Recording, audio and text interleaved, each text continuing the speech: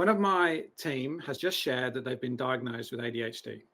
To be honest, I had to look it up. How do I deal with that? Yeah, great question as well. I would say be curious without judgment. I'd encourage you to ask the person what it's like for them. So there's so many, everyone seems to have ADHD at the moment, like everybody talks about it. And I think there are many reasons as to why that's happening, but I just wanted to add this. It's not quite, I will answer the question, but I find I'm noticing a lot, people tend to, some people tend to use their diagnosis as a part of their identity as well. Mm-hmm. And I think it's important to be aware of that, because I've got quite a few clients actually on workers' comp who have ADHD, and I'm like, this is who I am, and this is how you need to just treat me. I only can do this thing, and it's very rigid and very sort of fixed.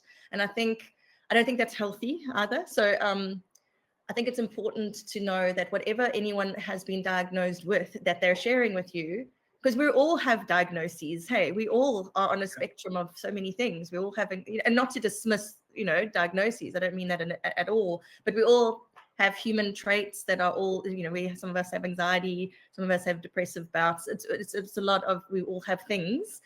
The most important thing is to try and work together. What is it like for you specifically? Because again, if one person might say that they're feeling down, somebody else says that they're dead inside. Like there's it's quite an extreme. So what is it like for you?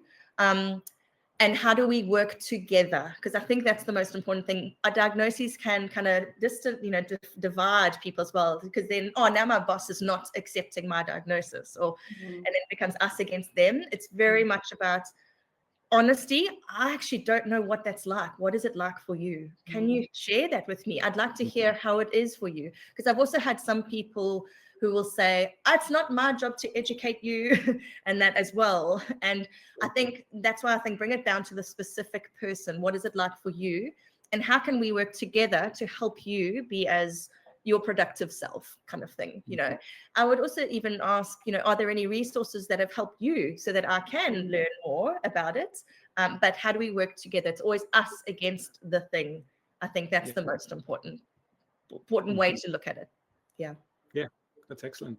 Have you had any of these types of situations, Renee? I mean, we ran research last year. There's 20% who have shared that they've had some sort of diagnosis in the industry, and I think the likelihood is that it's much higher.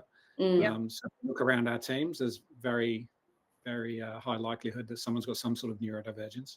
Yeah, all the time. And I think, great advice. I think if someone's sharing something with you, it's for a reason. So being partnered, communicating around how that impacts them and what they would like from you is super important.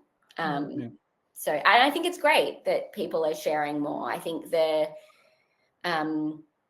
sometimes people share privately, sometimes people share publicly. And I think that that's really important, particularly in kind of high performance cultures, that people are aware that there are different shapes and